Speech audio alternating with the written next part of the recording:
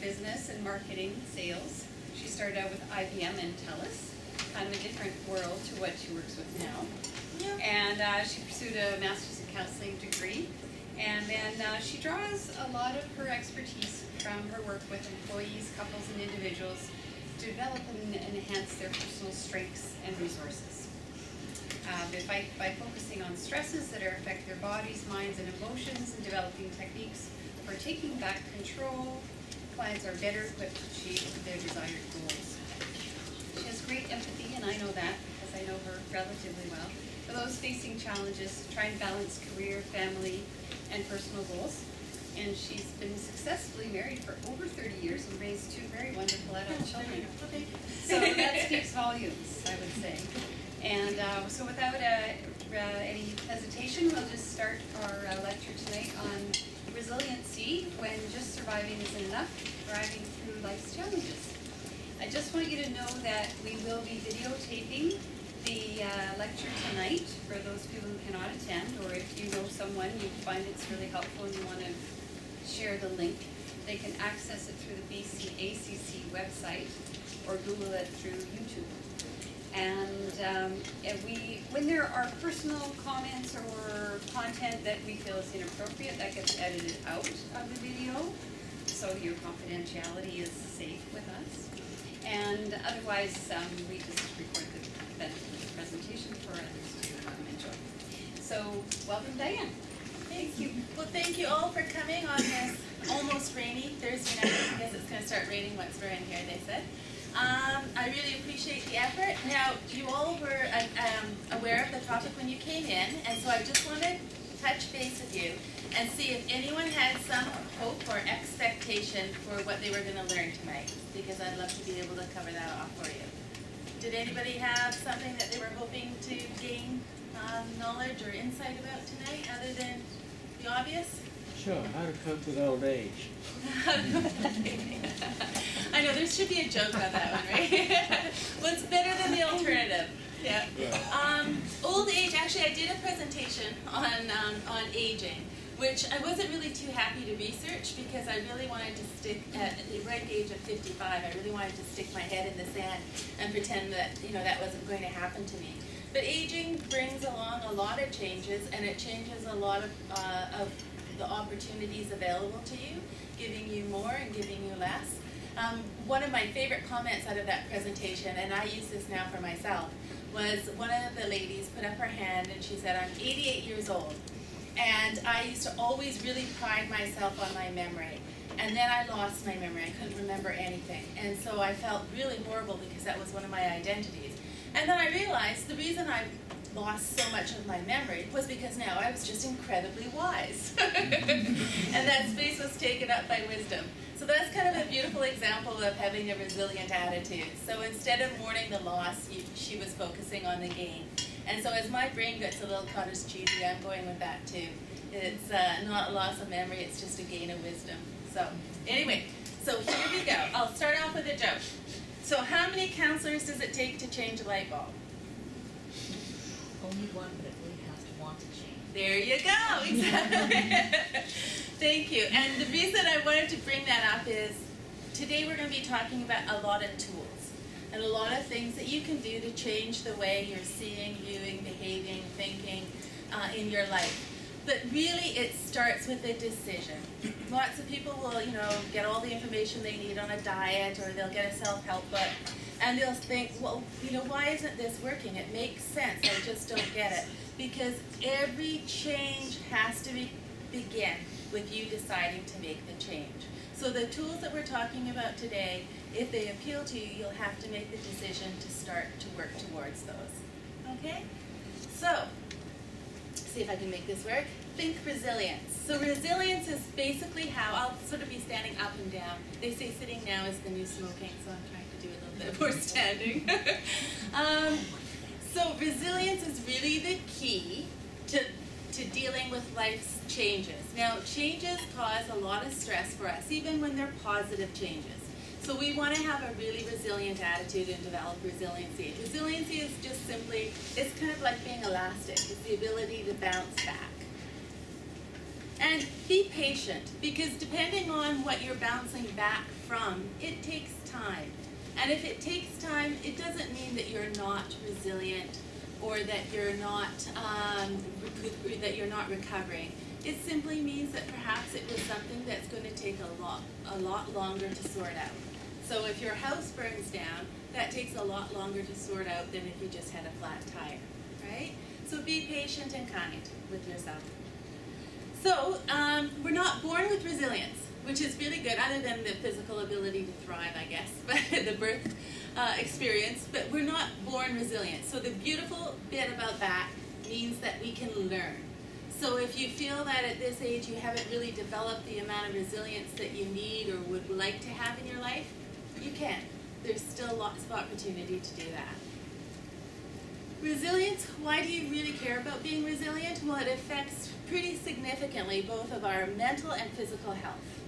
So because resilience is often experienced as stress in our body, it affects, people get headaches, they get backaches, they get chronic pain, they get stomach problems, heart problems, blood pressure problems. They can have mental disorders that come out of excessive amounts of exposure to stresses without having any resiliency. So there's a lot of reasons why you want to develop a resilient attitude. Am I speaking loud enough? Am I talking too fast? How resilient are you? So let's figure that out. I've got a little quiz here. So the first question, I'm going to read the questions, and I know you can read them there too. I'd like you to read it if you can, and some of you have papers so you can write it down, and everybody else maybe you can keep it in your mind. But 5 means you strongly agree, 1 means you strongly disagree, and then 4, 3, 2 are in the middle. So as we go through each of the 4 questions, if you could assign yourself a number. During and after a stressful event, I tend to find opportunity for growth.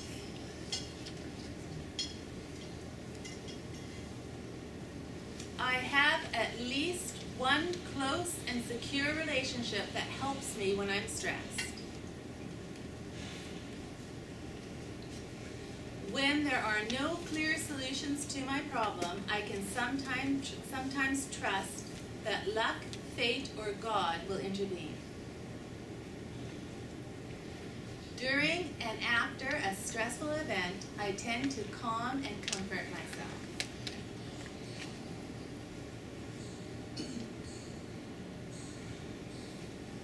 So I'm going to let you think about your number. A score of 12 or higher is considered resilient. Now, it's a pretty obvious quiz in that these are real wonderful attributes of a resilient person. So if you did score low on one of the questions, it gives you some insight into areas that you might want to strengthen. Can I move on? Okay, so I'm going to tell you a story of resiliency. Actually, I'm going to tell you 2 stories. And I was hoping that you would be able to start to pick out what you think is resilient or non-resilient behavior. So the first story is about, what should we call him? Fred the hiker. Fred woke up one Saturday morning really quite relieved because the enormous hangover he was anticipating didn't really come. So he had this wonderful, brilliant idea, as it was a sunny day in January, that he'd like to go to the mountains and hike. So he thought, well, I'm going to be smart about this. So he filled up his water jug, he put on his shorts, he put on his hiking boots, and off he went to the mountains. So he had heard that the Garibaldi area was quite a lovely place to hike. So he was pretty sure that you drove through Squamish and then you took the first right. And so that's what he did, and sure enough, there were a couple of cars parked there, and there seemed to be a trail. So he went up and up and up and up. I'm sure he didn't get quite this high, but we'll give him the benefit of the doubt. And he got all the way to the top of the mountain. And then something really terrible happened. He got really cold, and he got really quite hungry, because it had been quite an exertion and quite a few hours that he had been hiking. And then he checked his cell phone to phone for some assistance, and it was out of battery. So he did the only thing he could do is he found the trusty golf club that he brought. It's in the picture, so I have to bring it in somehow. and decided to hit some boulders hoping to get somebody's attention that he needed help.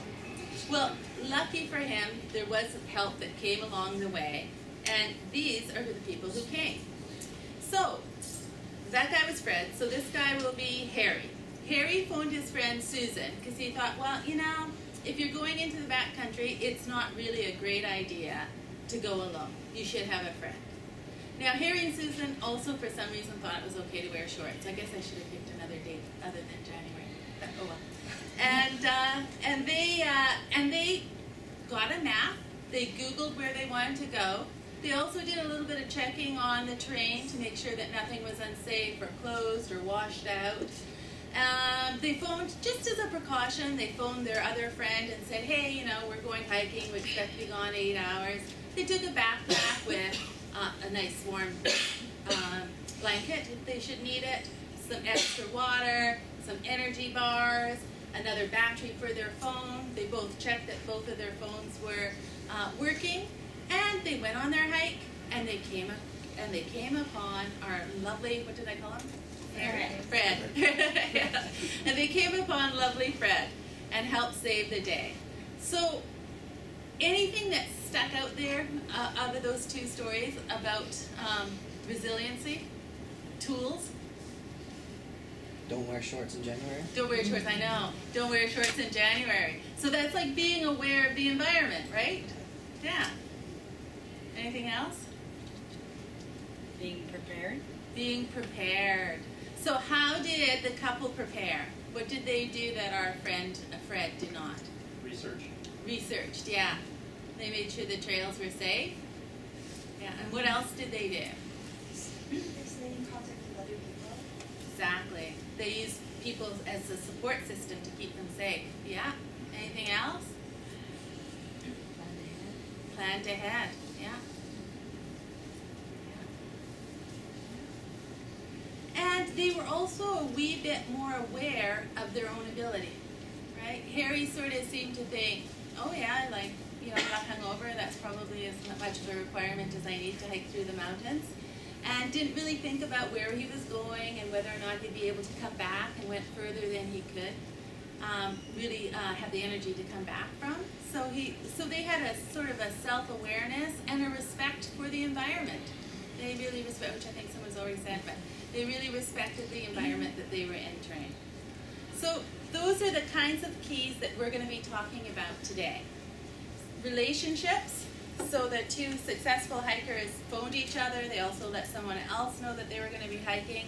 So they didn't try to conquer the mountain by themselves. They really pulled in all the resources. Emotional intelligence, I tried to figure out a better word for that, and I couldn't. So I realized that's a bit of a handle. But emotional intelligence really is just knowing yourself and knowing your effects on the environment, also being able to read the environment and noticing the effects of the environment on you. So it's really an awareness. And our two hikers that